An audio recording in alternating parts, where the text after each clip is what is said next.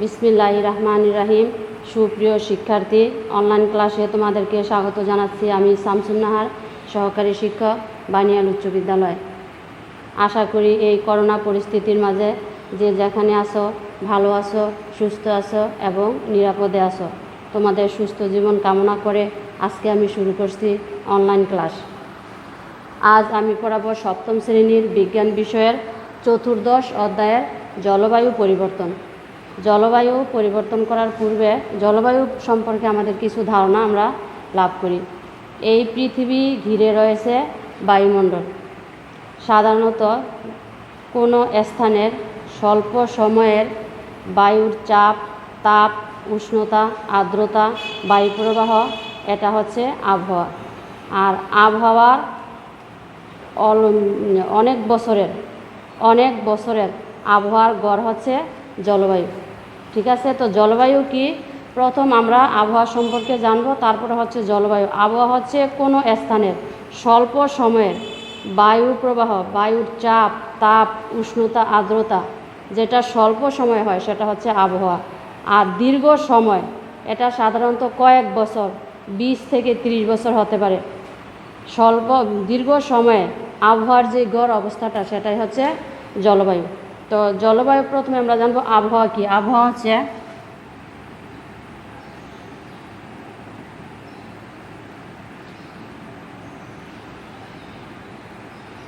এই বিশাল পৃথিবীর উপরে রয়েছে কি বিশাল বায়ুমণ্ডল। পৃথিবীর উপরে পৃথিবীকে ঘিরে রেখেছে, আমরা জানি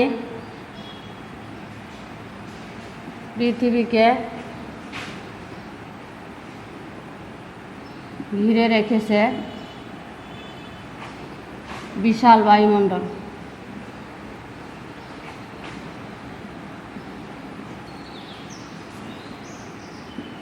বায়ুমণ্ডলের কোনো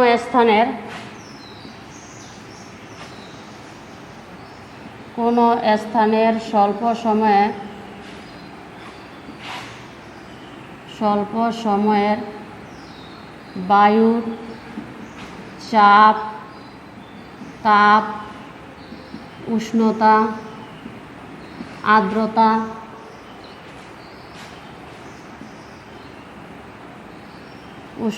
আর্দ্রতা, বায়ুপ্রবাহ ইত্যাদি অবস্থা হচ্ছে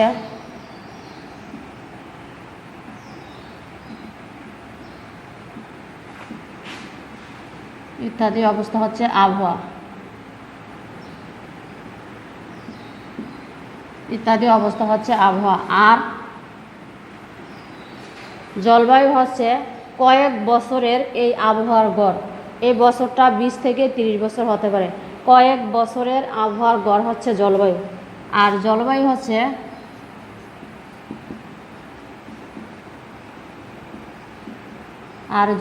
হচ্ছে কয়েক বছরের বা দীর্ঘ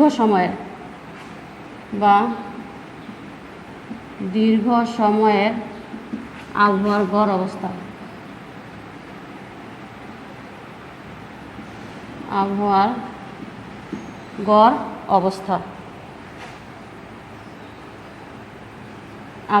অবস্থা। এই দীর্ঘ সময়টা 20 থেকে 30 বছর হতে পারে।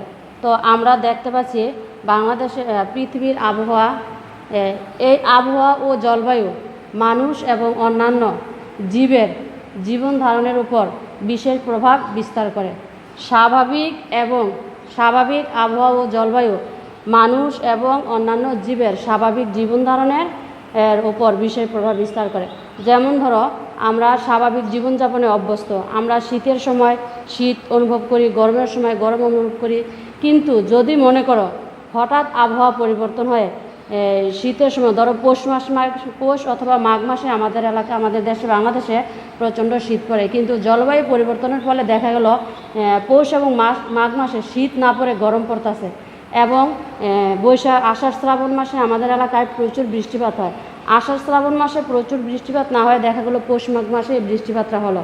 এখানে জলবায়ু পরিবর্তন আমরা যদি বৈশাখ জ্যৈষ্ঠ মাসে শীত হয় তাহলে আমাদের জন্য যেরকম ক্ষতি হবে, আমাদের জন্য, আমাদের বেঁচে থাকার জন্য, উদ্ভিদ এবং অন্যান্য প্রাণী বেঁচে থাকার জন্য যেরকম ক্ষতিকর হবে, ঠিক তেমনি যদি আষাঢ় শ্রাবণ মাসে বৃষ্টি না হয়ে, যদি আমাদের পানির পরিমাণ না বেড়ে, যদি আমাদের এলাকায় প্রচুর শীত পড়ে, মানে এরকম আবহাওয়ার মানে পরিবর্তনটা আমরা কল্পনাই করতে পারি না, যা আমাদের জন্য বা যে কোনো জীবদেহের জন্য অনেক ক্ষতিকর হতে পারে।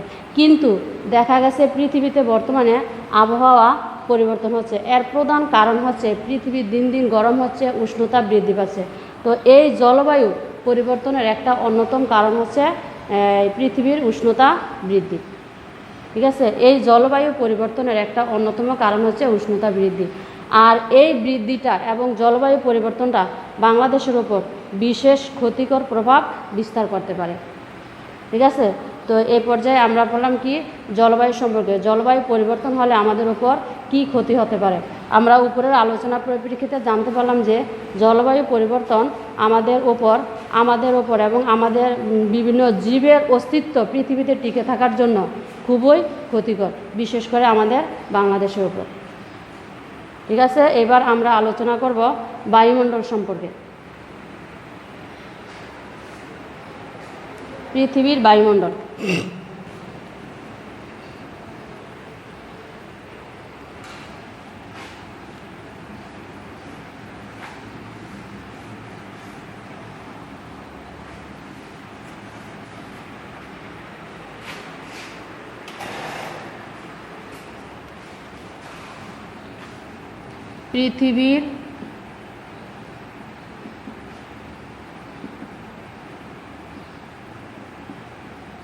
পৃথিবীর বায়ুমণ্ডল। আমরা জানি বা পূর্বে আমরা জেনেছি যে পৃথিবী এক সময় খুব গরম ছিল। পৃথিবী এক সময় খুব গরম ছিল, উত্তপ্ত ছিল। এটা ধীরে ধীরে ঠান্ডা হয়ে আসছে। যখন ধীরে ধীরে ঠান্ডা হয় তখন এই ঠান্ডা হয়ে আস্তে আস্তে এটা স্থির আকার ধারণ করছে। স্থির আকার ধারণ করার পরে পৃথিবীর উপরিভাগে যে হালকা গরম বা বায়বীয় অবস্থাটা রয়েছে ওইটাই হচ্ছে বায়ুমণ্ডল। পৃথিবীর উপরিভাগে যে গরম বা যে বায়বীয় অবস্থাটা রয়েছে, পৃথিবীর উপরিভাগে যে বায়বীয় অবস্থাটা রয়েছে ওটাই হচ্ছে আবহাওয়া বা বায়ুমণ্ডল। ওটাই হচ্ছে বায়ুমণ্ডল। তো বায়ুমণ্ডলটা কি?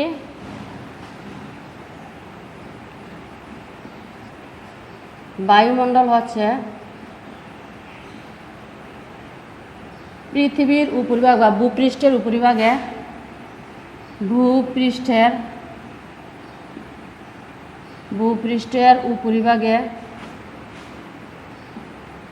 উপরিভাগে যে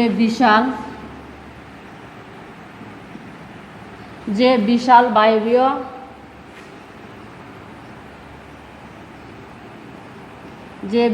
বায়ুর স্তর রয়েছে,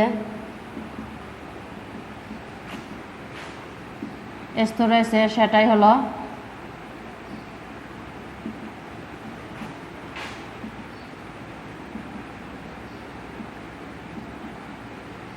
হলো বায়ুমণ্ডল।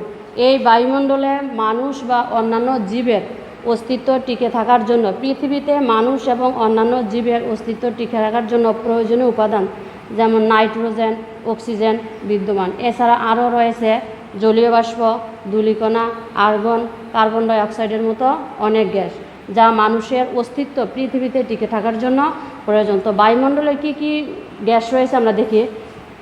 বায়ুমণ্ডলে যে সমস্ত গ্যাস রয়েছে তার মধ্যে উল্লেখযোগ্য হলো অক্সিজেন,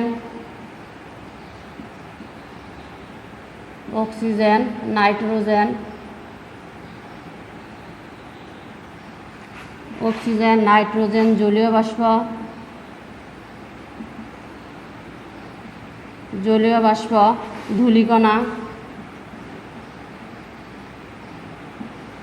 ধূলিকণা, আর্গন,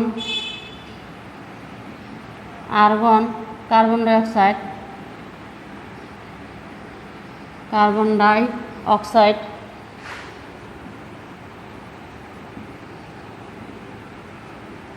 অক্সাইড, প্রভৃতি গ্যাস। কার্বন ডাই অক্সাইড প্রভৃতি গ্যাস। এগুলি সবগুলি মানুষের জীবনদানের উপযোগী। যেমন অক্সিজেন আমার শ্বাস প্রশ্বাসের জন্য আমাদের প্রয়োজন হয়। অক্সিজেন শ্বাস প্রশ্বাসের জন্য প্রয়োজন। জলীয় বাষ্প, বায়ুমণ্ডলের সাথে জলীয় বাষ্প মিশে আছে। আমরা জানি যদি জলীয় বাষ্প না থাকতো তাহলে বায়ুমণ্ডল কী হতো, একদম শুষ্ক হয়ে যেত, যা আমাদের পক্ষে বেঁচে থাকা সম্ভব হতো না। ধূলিকণা আছে আমরা জানি, আর্গন আছে জানি, কার্বন ডাইঅক্সাইড জানি। আমরা নিঃশ্বাস ত্যাগ করি, এই নিঃশ্বাস থেকে কার্বন ডাইঅক্সাইড বের হয়, তারপরে গাছপালা এটা গ্রহণ করে। তাহলে আমরা যে সমস্ত গ্যাসগুলো এগুলো দেখতে পাচ্ছি সেগুলো হচ্ছে আমাদের বায়ুমণ্ডলের সাথে এই সমস্ত গ্যাসগুলো রয়েছে। ঠিক আছে। পৃথিবী সব কিছুকে তার নিজের দিকে টানে। পৃথিবীর সব কিছুকে তার নিজের দিকে টানে। একটা আম গাছ, ঠিক আছে, ধরো একটা আম গাছে একটা আমটা গাছ থেকে ছিঁড়ে গেল।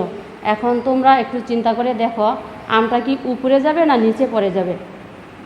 একটু নিজের বিবেক খাটায় দেখো, আমরা কি কখনো দেখেছো যে উপরে যায় না নিচে পড়ে? আমটা নিচে পড়ে। এর কারণ হচ্ছে পৃথিবীর সব কিছুকে তার নিজের দিকে টানে।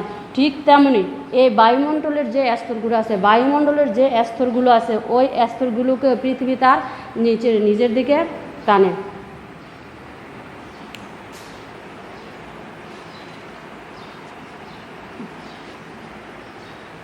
এই স্তরগুলোকে তার নিজের দিকে টানে। আমরা পৃথিবী ভূপৃষ্ঠ থেকে যত উপরের দিকে উঠব বায়ু তত সেখানে হালকা। এই জন্য যত উপরে উঠবে বায়ু সেখানে তত হালকা। এই জন্য পর্বতারোহী যারা পর্বতের চূড়ায় আরোহণ করে বা আকাশে অনেক উপরে ওঠে তারা সাধারণত অক্সিজেন নিয়ে যায়, অক্সিজেন সিলিন্ডার। আমরা যারা পর্বতের চূড়ায় যায়, তোমরা কি এই ধরনের কোনো দৃশ্য দেখেছো যে তাদের পিছনে একটা এরকম থাকে বোতলের মতো, ওইটার মধ্যে কী থাকে তোমরা জানো? ওইটার মধ্যে থাকে অক্সিজেন। তো যখন উপরে যায় তখন তারা অক্সিজেন নিয়ে যায়, কারণ উপরের বাতাস খুব হালকা, ওই জায়গায় অক্সিজেনের পরিমাণ খুবই কম, এই জন্য তারা অক্সিজেন নিয়ে যায়। ঠিক আছে। তো এবার আমরা বায়ুমণ্ডলের বিভিন্ন স্তর সম্পর্কে আলোচনা করব। বায়ুমণ্ডলের বিভিন্ন স্তর সম্পর্কে আলোচনা করব। বায়ুমণ্ডলের স্তরকে সাধারণভাবে 4টি ভাগে ভাগ করা হয়। বায়ুমণ্ডলের স্তরকে প্রধানত 4টি ভাগে ভাগ করা হয়। কয়টি ভাগে? 4টি ভাগে। বায়ুমণ্ডলের স্তরকে 4 ভাগে ভাগ করা হয়। 4 ভাগে ভাগ করা হয়। 1 নম্বরে হচ্ছে ট্রোপোমণ্ডল। উচ্চারণগুলো একটু কঠিন।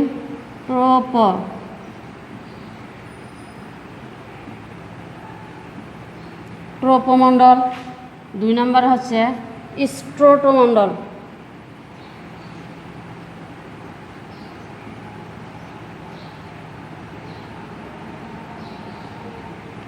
স্ট্রাটোমণ্ডল। 3 নম্বরে হচ্ছে মেসোমণ্ডল।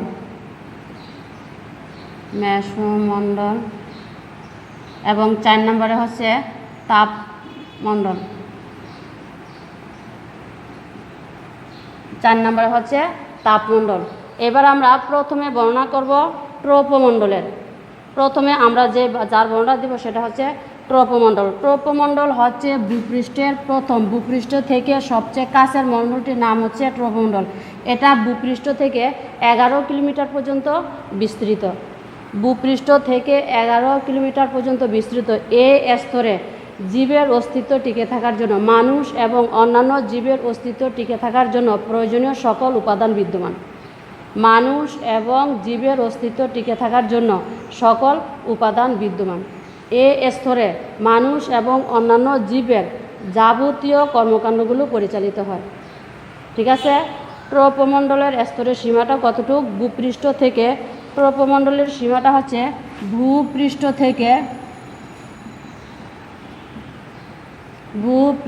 থেকে 11 কিলোমিটার। 11 কিলোমিটার পর্যন্ত বিস্তৃত। ভূপৃষ্ঠ থেকে 11 কিলোমিটার পর্যন্ত বিস্তৃত।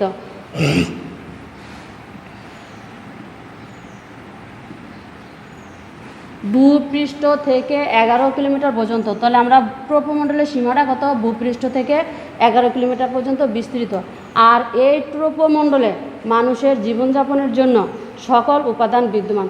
যেমন এখানে বিভিন্ন প্রকার গ্যাস আছে, যেমন অক্সিজেন, নাইট্রোজেন, কার্বন ডাইঅক্সাইড, জলীয় বাষ্প, ধূলিকণা, এগুলো সব এই ট্রপোমণ্ডলে অবস্থিত। আর ট্রপোমণ্ডলে মানুষ এবং অন্যান্য জীব বেঁচে থাকার জন্য যে সমস্ত কর্মকাণ্ডগুলো পরিচালিত হয় সব এই ট্রপোমণ্ডলের মাধ্যমে হয়। ঠিক আছে, ট্রপোমণ্ডলের মাধ্যমে। তো ট্রপোমণ্ডল হচ্ছে এই জন্য ট্রপোমণ্ডলকে মানুষের জীবন ধারণের জন্য একটি প্রয়োজনীয় এবং গুরুত্বপূর্ণ মণ্ডল হিসেবে ধরা হয়। এবার আমরা আসবো দ্বিতীয় স্তরে, স্ট্রোটোমণ্ডল।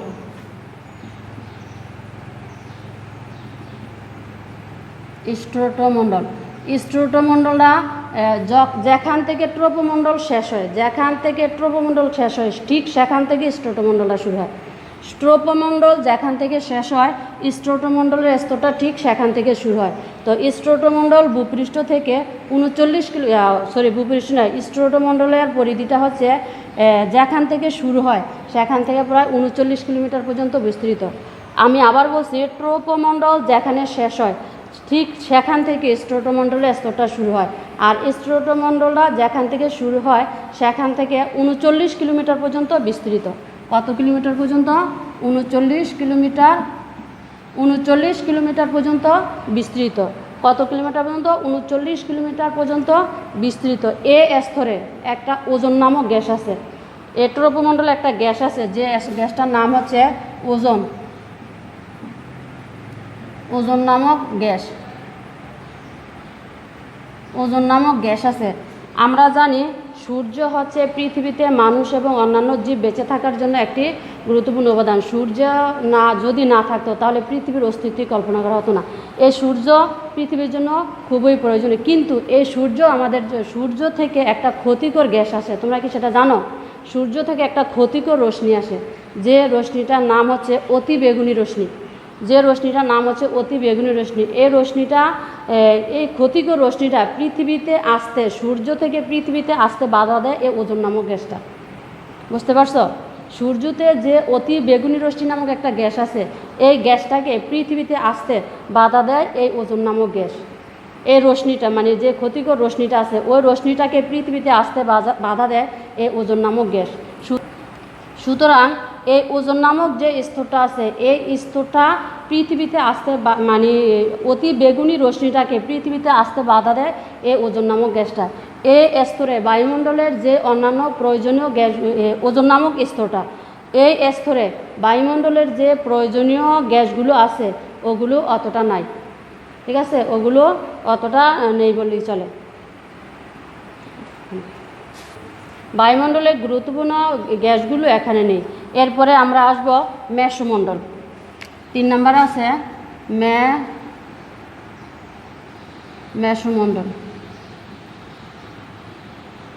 মেসোমণ্ডল। যেখান থেকে ট্রপোমণ্ডল শুরু হয় শেষ হয়, যেখান থেকে স্ট্রোটোমণ্ডল শেষ হয় ঠিক সেখান থেকে মেসোমণ্ডল শুরু হয়। ঠিক সেখান থেকেই মেসোমণ্ডল শুরু হয়। মেসোমণ্ডলে যে স্তরটা আছে এটা অপেক্ষাকৃত ঠান্ডা। মেসোমণ্ডলে যে স্তরটা আছে সেখানে গিয়ে বায়ু আস্তে আস্তে ঠান্ডা হতে থাকে। ঠিক আছে, এরপরে আমাদের যে স্তরটা আছে সেটা হচ্ছে তাপমণ্ডল। 4 নম্বরে হচ্ছে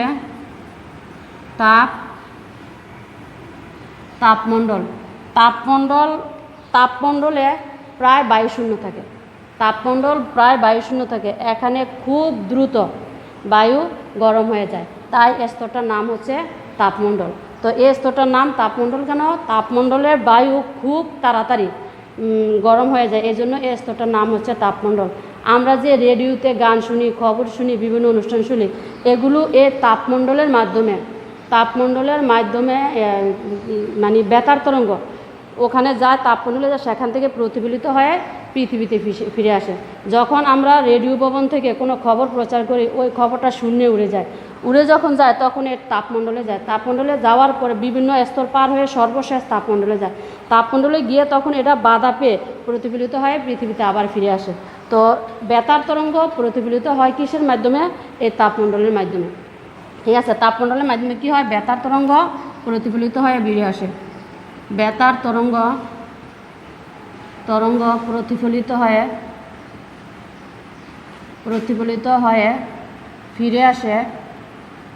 ফিরে আসে এই তাপমণ্ডলের মাধ্যমে। তাপমণ্ডলের মাধ্যমে। সুপ্রিয় শিক্ষার্থী, জলবায়ুর প্রথমে আমাদের এ পর্যন্ত আলোচনা। পরবর্তী পাঠে বা পরবর্তী আলোচনায় আমরা পরবর্তী ক্লাসে আমরা পরবর্তী পাঠ নিয়ে আলোচনা করব। এবার এ পর্যন্ত আলোচনার পরে আমাদের যে প্রশ্নগুলো পরীক্ষায় আসতে পারে সেই প্রশ্নগুলো তোমরা একটু খাতায় লিখে নাও, আমাদের বাড়ির কাজ।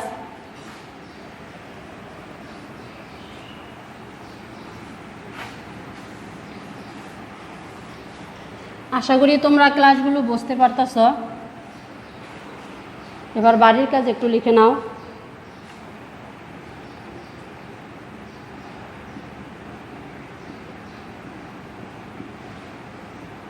বাড়ির কাজ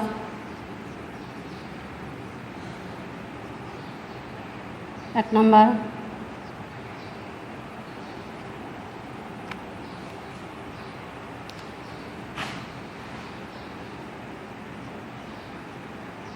জলবায়ু কাকে বলে?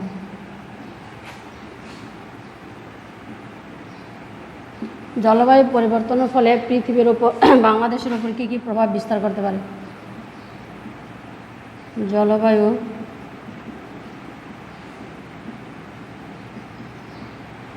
পরিবর্তনের ফলে বাংলাদেশের ওপর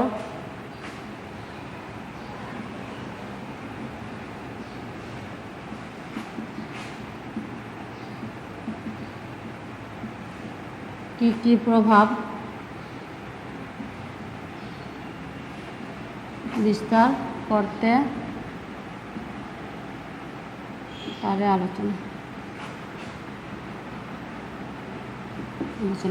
প্রশ্ন নাম্বার 2,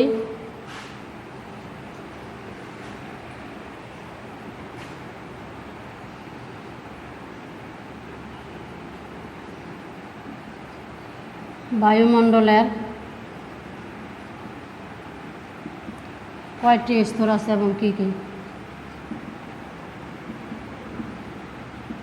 স্তর আছে এবং কী কী? জীবন ধারণের জন্য মানুষ এবং অন্যান্য জীবের বেঁচে থাকার জন্য কোন মণ্ডলটি বেশি গুরুত্বপূর্ণ বর্ণনা করে? সুপ্রিয় শিক্ষার্থী, আজকে এ পর্যন্ত। দেখা হবে আমাদের পরবর্তী ক্লাসে। সে পর্যন্ত তোমরা ভালো থেকো, সুস্থ থেকো, নিরাপদে থেকো।